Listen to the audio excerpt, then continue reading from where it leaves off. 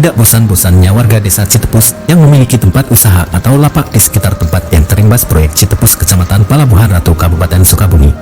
Terdengar dengan jelas bahwa masyarakat menginginkan keadilan, mereka tidak keberatan untuk terusir dari tempat usahanya selama ini.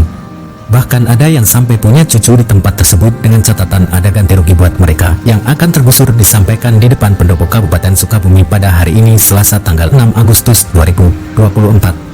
Ini sudah gerakan jilid ketiga, sampai kapanpun kami akan terus melakukan aksi walaupun harus berlama-lama tanpa tindak lanjut dari pemerintah, ujar Hari Hermawan, wakil koordinator aksi.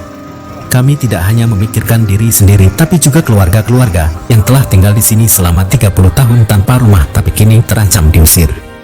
Masyarakat sendiri tidak menolak adanya penggusuran, namun mereka menginginkan adanya ganti rugi. Informasi yang beredar menyebutkan bahwa ada tawaran kerohiman sekitar 10 juta dari pihak pemerintah.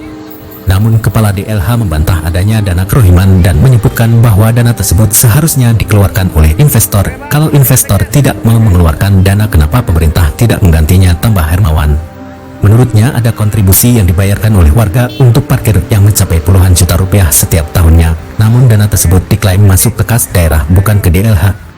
Sementara itu Syarif Sekjen Ormas Anal menambahkan bahwa kami meminta ganti rugi karena sudah tinggal di sini selama puluhan tahun. Sikap pemerintah seharusnya memperhatikan harapan masyarakat dalam setiap pembangunan. Ia juga menjelaskan bahwa ada rencana pembangunan agroforest di wilayah tersebut yang diharapkan tetap melibatkan masyarakat setempat dalam usaha di lokasi. Ahmad Samsul Bahri, staf ahli bidang pemerintahan hukum dan politik, berharap pemerintah Kabupaten Sukabumi dapat meminimalisir dampak negatif dari pembangunan dan tetap memperhatikan aspirasi masyarakat. Kami menyambut baik setiap usaha pengembangan di wilayah kami asalkan juga memperhatikan keberadaan dan keinginan masyarakat setempat. Warga desa Citepus mengharapkan adanya dialog dan sosialisasi lebih lanjut dengan pemerintah agar adanya solusi terbaik bagi warga desa Citepus yang akan tergusur. Dari pendopo Kabupaten Sukabumi, reporter nasional Palapa TV Rian Sabta Nurdiansyah SE mengabarkan. Memberikan kelancaran, kemudahan, dan memberikan kebaikan bagi warga masyarakat desa Citepus. Demikian, wabillahi taufiq wal hidayah. Assalamualaikum warahmatullahi wabarakatuh. Bahasa dinas itu penataan, tapi bahasa lembut oleh digusur.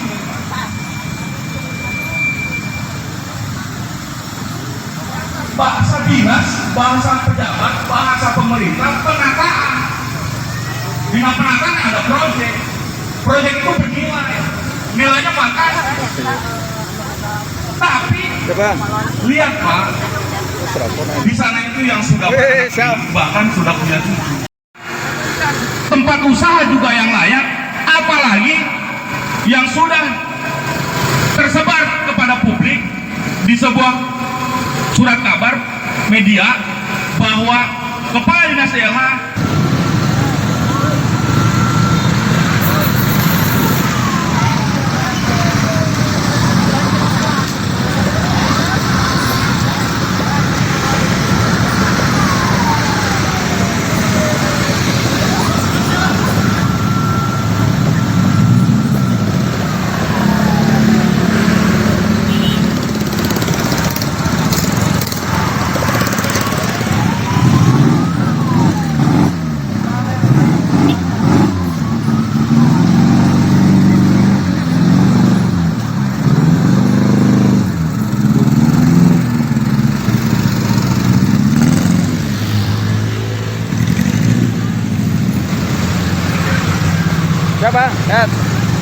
Kepala DLH tidak ada ganti rugi yang tidak manusiawi itu.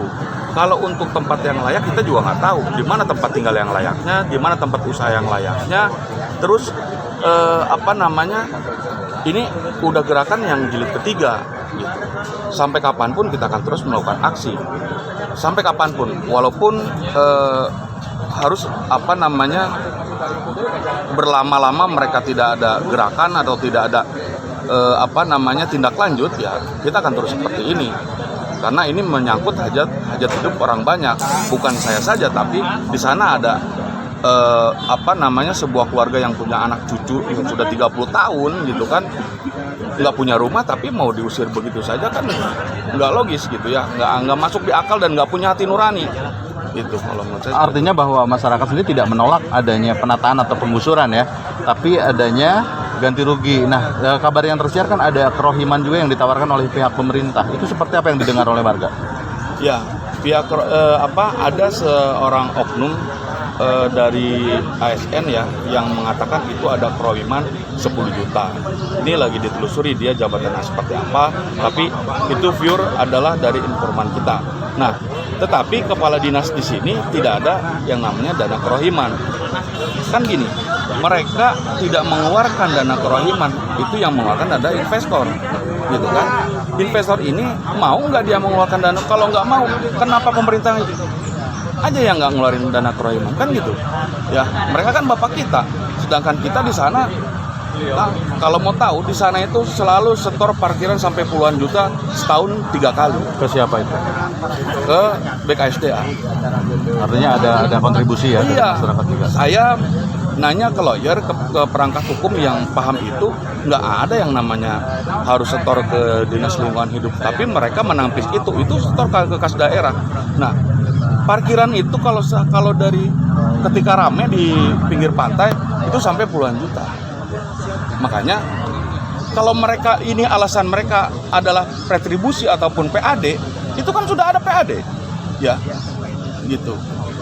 Tadi ada ungkapan bahwa ada oknum yang mengatakan bahwa warga ini menempati secara ilegal, seperti itu yang disampaikan. Sebenarnya seperti apa sih yang terjadi? Kalau itu ilegal, harusnya dari awal, ya, itu diplang, tidak boleh ditinggali, tidak boleh ada bangunan tegak di sana, itu dari awal kalau tidak boleh ditinggali. Ini kan semacam alibi ya, alibi mereka mengatakan, oh itu ilegal. Loh, ilegal gimana? Ini kan punya negara, ya. Negara ini kalau tidak ada rakyat, tidak akan ada negara. Negara ini dipimpin oleh pemerintah, tapi pemerintah yang seperti apa? Kalau ini kita ada di tanah ilegal, contoh, oke, secara yuridis de facto harus ada sertifikat atau ada AJB ya di tanah negara ini. Tanah itu sudah lama tidak dikelola oleh. Hari ini mereka bukan menolak penggusuran, tapi menginginkan adanya ganti rugi yang layak bagi mereka yang sudah tinggal puluhan tahun. Sikap dari pemerintah Kabupaten Sukabumi sendiri seperti apa, Pak? Sebenarnya untuk pemerintah Kabupaten Sukabumi juga berharap bahwa di dalam pembangunan apapun ya, meminimalisir adanya dampak-dampak yang negatif. Termasuk dalam hal ini ketika kita ada pihak ketiga yang ingin mengembangkan wisata ataupun mengembangkan usaha di wilayah Kabupaten Sukabumi, tentunya kita welcome saja. Tetapi tetap kita juga harus memperhatikan apa yang menjadi harapan dan keinginan masyarakat terhadap keberadaan pembangunan ataupun kegiatan-kegiatan yang dilaksanakan di wilayah yang ada di, terutama yang mereka tempati saat ini. Oke. Nah, sejauh ini apa sih yang akan dibangun di sana itu, Pak? Penataannya? Sepengetahuan saya bahwa di situ akan ada kegiatan agroforestry ya. Jadi semacam wisata hutan yang tetap ada unsur pedagang ataupun masyarakat yang masih tetap diberikan kesempatan untuk berusaha di lokasi tersebut. Ya, cukup siap. Terima kasih.